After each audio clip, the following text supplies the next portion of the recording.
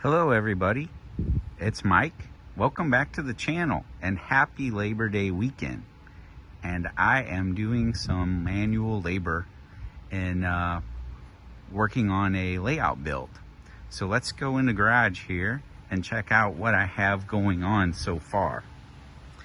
So I know if you guys are subscribers, you've probably seen I like to build seasonal layouts a lot. So 6 years in a row on a Halloween layout and on a Christmas layout.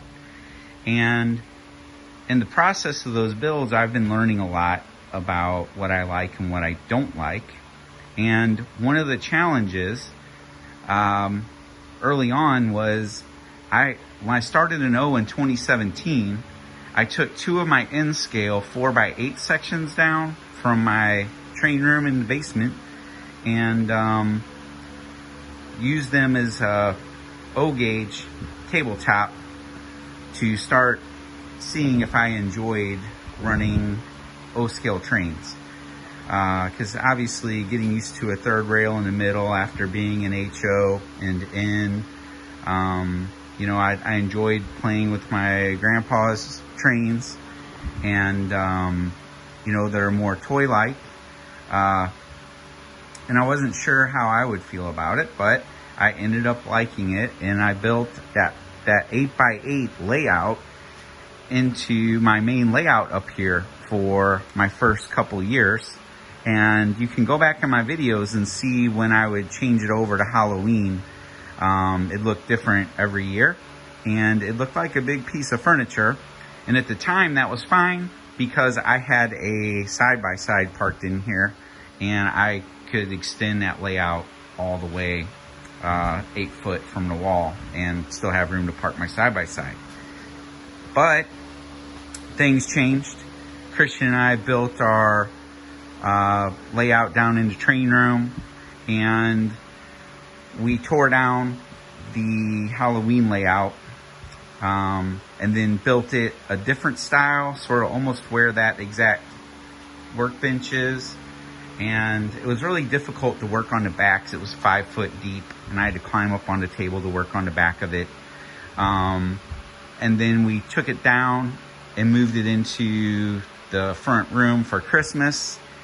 Then we used it again for Halloween, and that was the first time we had the Halloween layout in the front room, and you couldn't fit as many people on the porch, and people were cramming together to sort of get a peek, and I was like, yeah, this isn't real safe.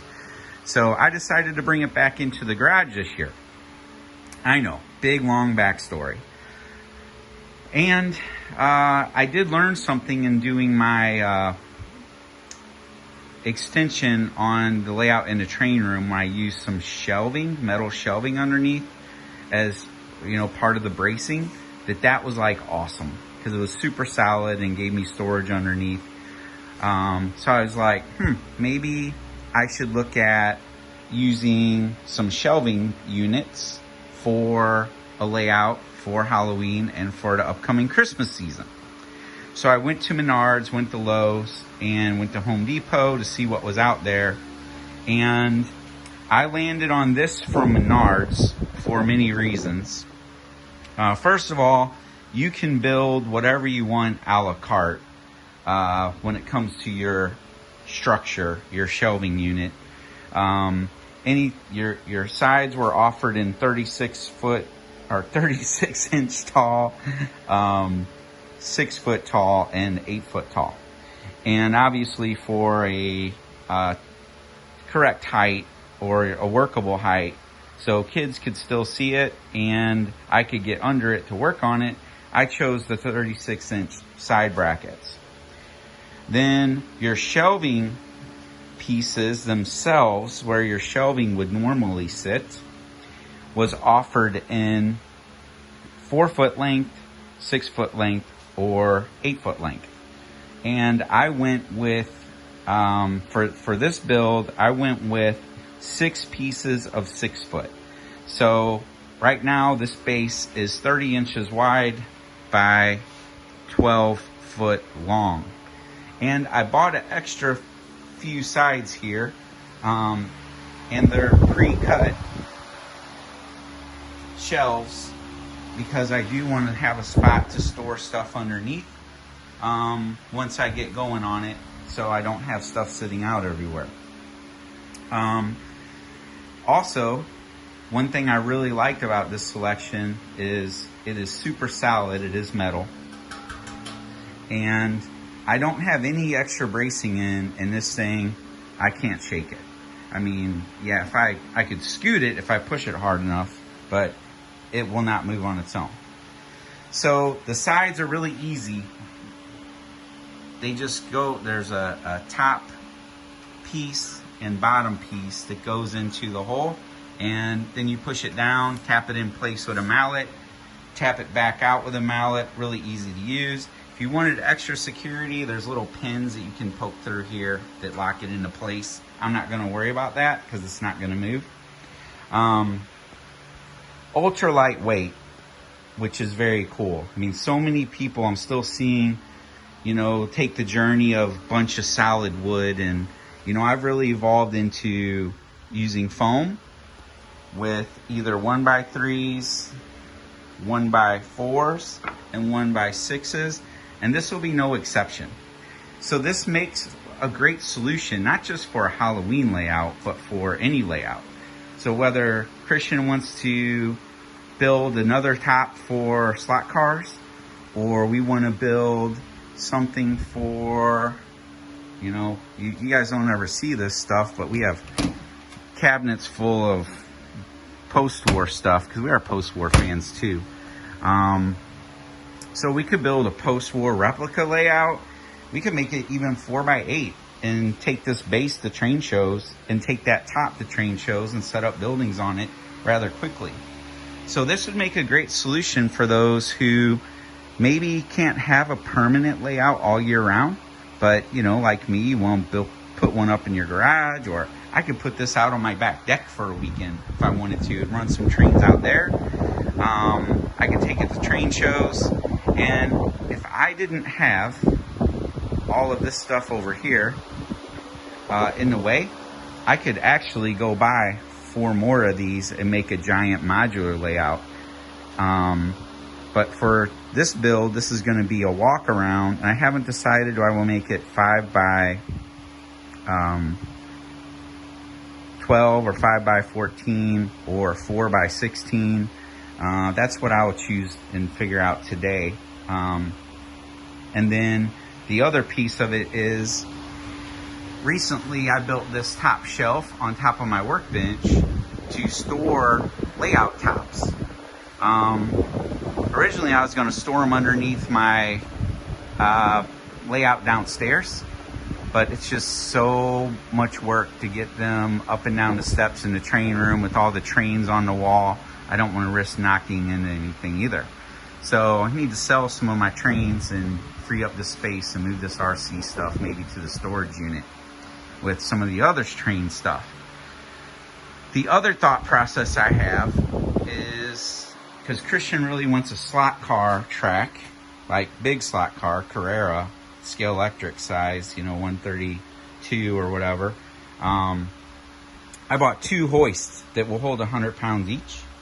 So what I'm thinking about doing is building a top that comes down onto the base with the hoist, and then we can do our slot car racing, since I've never brought Christian's slot car track to fruition in the basement because we have too many trains tied up on the other side of the train room, and it doesn't allow for any slot car track, and he keeps hounding me about that. So that is my update for today, and I hope you guys tune in on this build because it should be pretty fun. And you know, I mean, I'm going, holy cow, this would be a massive N scale or Z scale base. Maybe I have a top that is that. I mean, the options are infinite when you make something that is more flexible and lightweight. I mean, just think about it. As soon as I pull this apart, my base gets stored up there. And it's really, like I said, lightweight. So I store it up in the garage rack, and tabletop will either go there or hoist up to the ceiling. And I can build a post-war top, I can build a Halloween top, I can build a Christmas top, I can do an N-scale train, I could do a HO scale train. I got a ton of Marklin stuff and a ton of regular, you know, American HO brands too. So I'm pretty excited about this. I love building things, but I don't like pulling apart wooden structures, and I don't like dealing with that. I'm running out of ways to repurpose the wood when I take it apart. So I think building flexible tabletops, and obviously, you know, I'm a big fan of the styrofoam top. It's proven to be just fine. I mean, I run 15-pound locomotives on it downstairs all the time. So I don't think, you know, this will all be semi-scale. And I don't think it's going to have a challenge. Matter of fact, I know it won't. Because basically I'm doing what I've done with my Christmas and Halloween layouts as far as a base goes, and just tabletop base, and setting them on a base that is really easy and flexible to work with. So I hope you found value in this video for those of you contemplating on building your own layouts, or those of you that are having challenges with space, you know, to run your trains. And I know there's a lot of you that have never even run your trains and taken them out of the box because you've never had a really easy way of having a layout that could be put up and taken down quickly to enjoy some running of those trains. So a lot of you are running on your living room floors or bedroom floors, and this might be a good alternative for you. So food for thought. Everyone enjoy your Labor Day weekend, and I will keep everyone posted on my progress as I go. Thanks for tuning in. See you next time.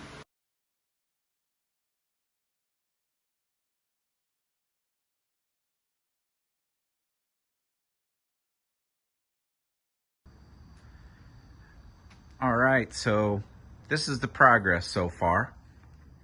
I think this is going to just be so cool. So you notice, I mean, I have a few options here. I could do a 1/2-inch wood top. I could do even a 1/4-inch wood top.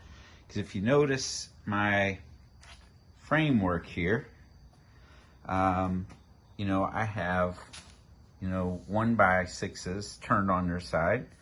Then, you know, there's some 1x4s that run the length here. Then I laid my 1x6s across, so I have 3 1x4s. Then the 1x6s for the top support, and then I cut pieces to put in between just to level out the top. Because if I was using like 3/4 or 5/8 plywood, I wouldn't really worry about that.